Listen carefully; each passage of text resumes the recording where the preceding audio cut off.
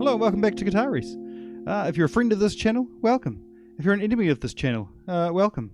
If we're frenemies, let me know in the comment. You have to be very specific.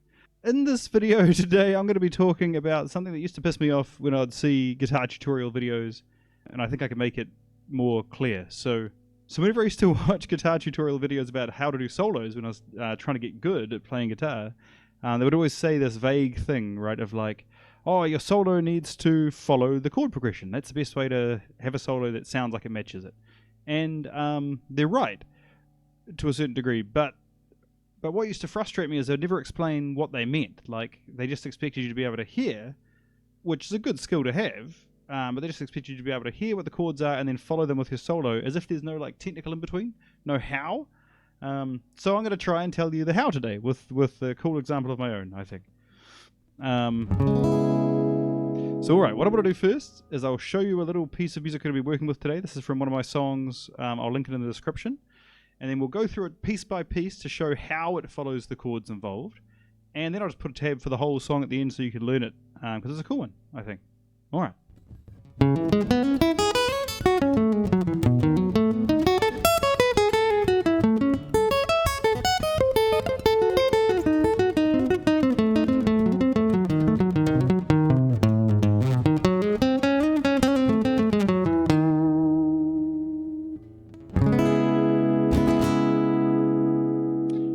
Okay, so that little piece was just an outro of one of the songs I had written. So, where to begin? First, I'll show you the chords that it's based on, and I'll play them, and I'll show them on screen. This is in the key of C sharp minor, by the way. So all of these chords are in that key. There's one chord that doesn't belong in the key at the very end, and I'll put it on screen and we'll talk about it as well. So the chord progression that little tune's based on goes like this.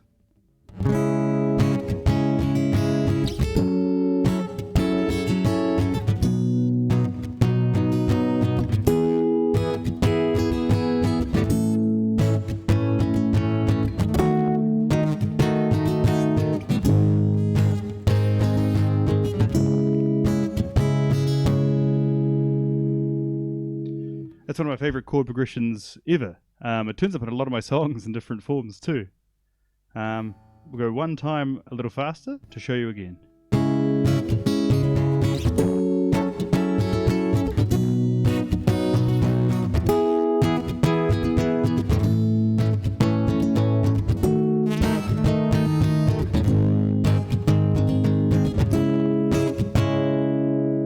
Very groovy, isn't it? Alright. So, the trick for that song for me was to figure out how I can make a tune that follows that chord progression, right?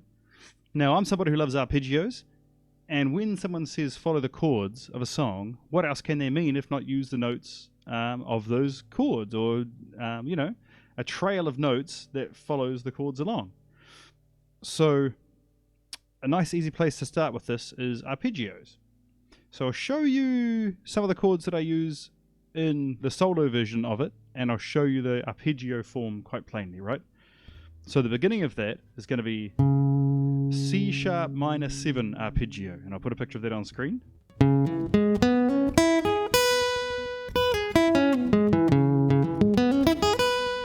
Okay, so how it joins to the next chord, which is an F sharp minor, is with a drag on the bottom note. So I'm going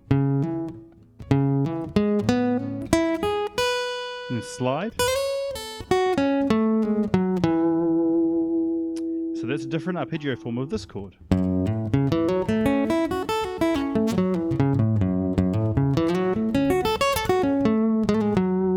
Okay. So here it's the same notes but higher up, the arpeggio, because the goal of putting these together for me was to have one smooth thing that flowed up and down the neck, okay?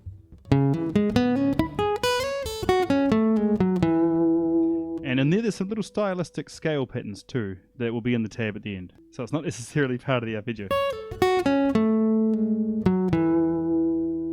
The next one is a B dominant 7 arpeggio, which I'll put on screen. Sounds like this.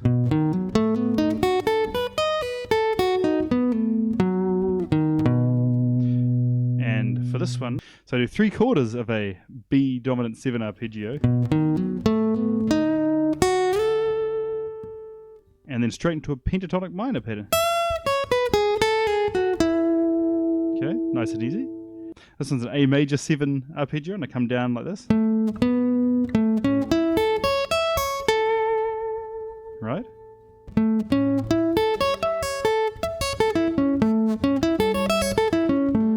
I put that pattern on screen too. Knowing different forms of each chord at different places is so helpful, and ultimately what opens up the neck. So what I'm doing at each stage is, if it isn't clear, is I'm picking different forms of each chord in different places and putting them in the pattern that I want them to go smoothly up the neck.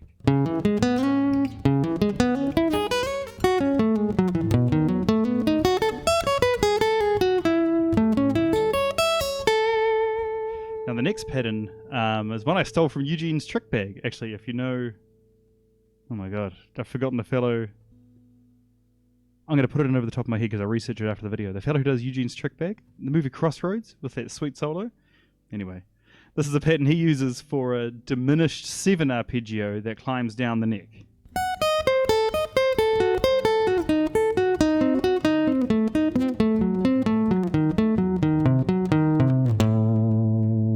Then into a major G sharp, and this chord is actually out of the key. The G sharp major.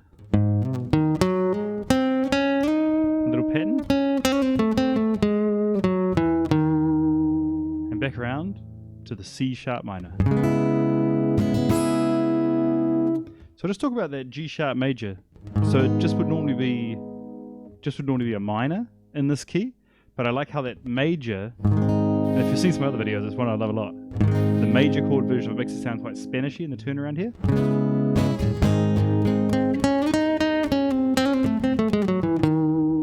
A little bit mysterious. Okay, so put them together one more time slowly now with the tab to accompany them.